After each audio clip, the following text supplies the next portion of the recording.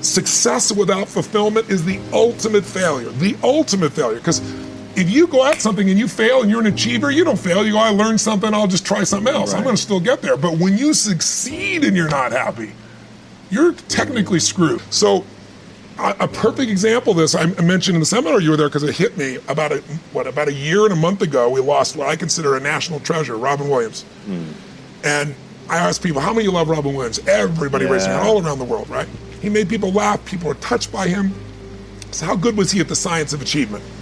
I mean, he wanted to be a great comedian and make the whole world laugh, he did. He wanted to have his own TV show, he did. He wanted the #1 show, he did it. He wanted to make movies, he did. He wanted to have an Academy Award for not being funny, dramatic, and he did it, right? He did it, yeah. He said he wanted a beautiful family. He achieved everything, and he hung himself. That's crazy. And I know recently someone's saying, well, you know, he had dementia, he had drug abuse, he had alcohol abuse through most of his life because he made everybody happy but whom? Himself. That's the ultimate failure. So if I had no other message to offer your viewers, and you let me give it to them right now, I'll tell you what I believe. I believe our lives are controlled by one force, decisions. I certainly believe in force greater than myself, call it God if you will, grace, whatever you want to call it, the universe. But I also believe it gives us choices. And the decisions we make control us much more than the conditions we meet. It's not the conditions, it's your decisions. Decisions what to believe, decisions what to do, decisions what to give. I say to people, think about, you know, look back 10 years ago, 5 years ago, 15 years ago, and think of a decision you made. That if you would have made a different decision, you'd have a totally different life today. Better or worse, I don't know, but totally different. The most important decision you can make above any on the face of the earth is deciding that no matter what happens in your life, no matter what happens, you're gonna live in a beautiful state. All of our suffering as human beings, the decision to say, I am not gonna suffer, that if suffering arises, pain's one thing, suffering's another. Suffering is when you're like, I'll give you an example. A friend of mine is a very famous Indian industrialist and billionaire guy. And he just recently took a sport in India that's been around 2,000 years that almost every village child plays, and he turned it into a professional sport. No one had ever made a professional sport 2 years ago. He invested, I don't know, I'm making the number up, $20 million in it. In 2 years, the sport is so successful in India that 500 million people watched the finals. That's amazing. 2 months ago. 500 million people, right? So 500 million, that's how it is in India. And people are saying this is gonna be as big as, for them cricket is the ultimate thing, right? Like big as cricket. So his team valuation, I'm making the number up, I think it's gone to like $500 million in 2 years from, $25 million. And his team is #2 in the whole world, right? Wow. He's got these great players. So I'm with him, and he gets a phone call. And he's just got done telling me about this great success and where it is and how proud he is and how everyone goes to the games and people are so thrilled and it's just become this movement in India and he created, he's so proud of it. And he gets this phone call, and the phone call is from his management team telling him that one of his competitors has just offered 4 times as much money as he was offering to his top 3 athletes who are the core of his whole team. And of course they all took them, right?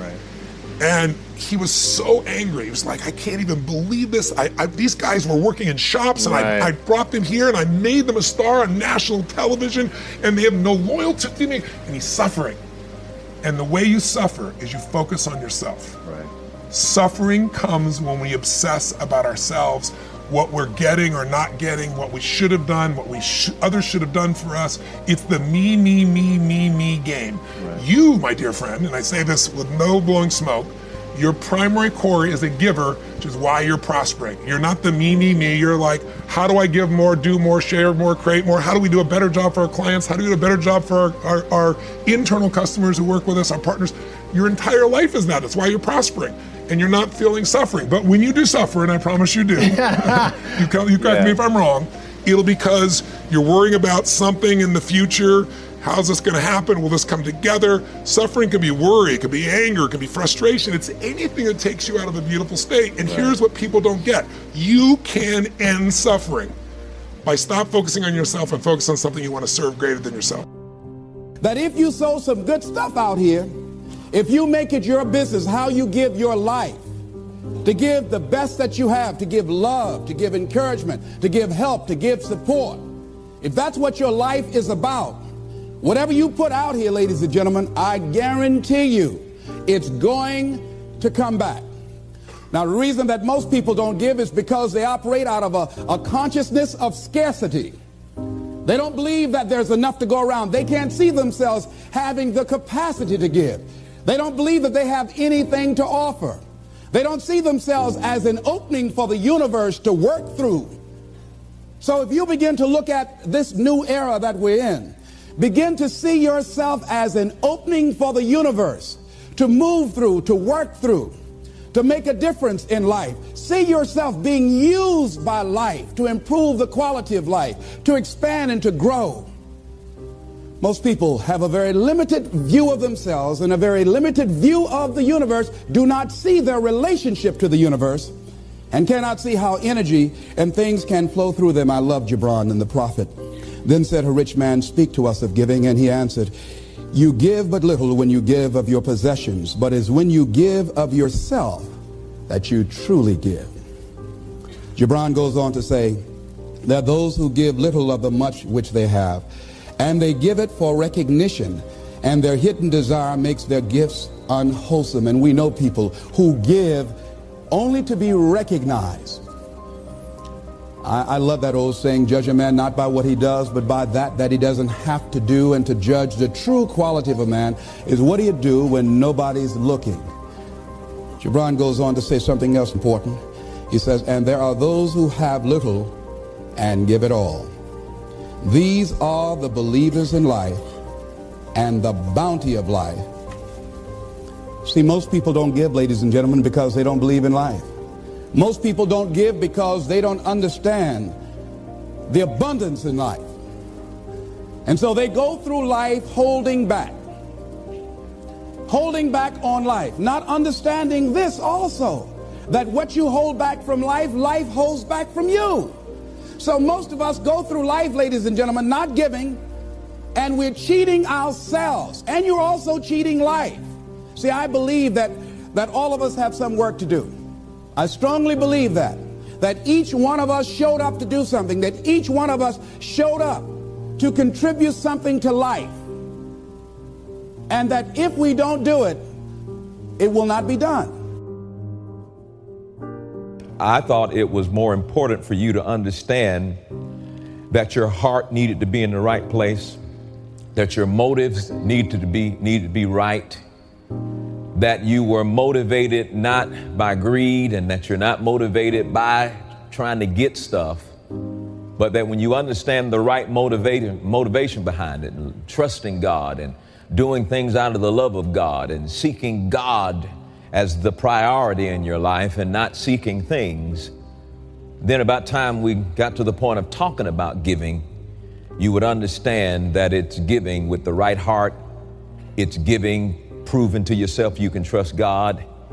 It is giving out of the right motivation, and that you would understand at this point that if you don't have the right motivation and if you're not motivated by love, then your giving will have zero benefit to you. Other people may benefit out of your giving to them, but you won't benefit in any supernatural way if you don't understand the right motive and the right reason behind it all. And the fact that God has created this system for us, He didn't create this system for Himself.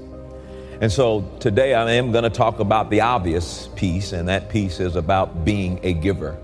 One of the things that Taffy and I have come to understand is there is something so significant that happens in the life of a believer when they begin to give. At that point, maybe we didn't understand all the intricate details that were involved in why people seem to, be able to get a hold of spiritual things and the things of God once they started giving. And yet it's a vital thing. It's just to be very blunt with you that now we know that if you're not giving, you're not really trusting God. Now we know that giving is proof that you trust God, that you can say, I trust God, but how do you authenticate that trust? You authenticate it through your giving. And so I want to go through several scriptures here today and to show you the promises that God has made to people who will be givers, and that God's not asking you to give because He's trying to get something from you. Now, some preachers may ask you to give because they're trying to get something from you. But God set the system up for you. And remember, it is not the giving of money that's responsible for the manifestations of what grace has made available. It is you giving, proving that you trust. It is trust that will withdraw what grace has made available. And your giving is the only way that you really prove that you trust God, because Jesus talked about being faithful in the area of the least. And money is the least use of your faith in the kingdom of God. And somehow, some way, he knew that if you could give money and give financially, that you wouldn't allow money to be your source, but God would always be your source, and you would use money to serve God rather than serving money and believing that it could take care of everything in your life.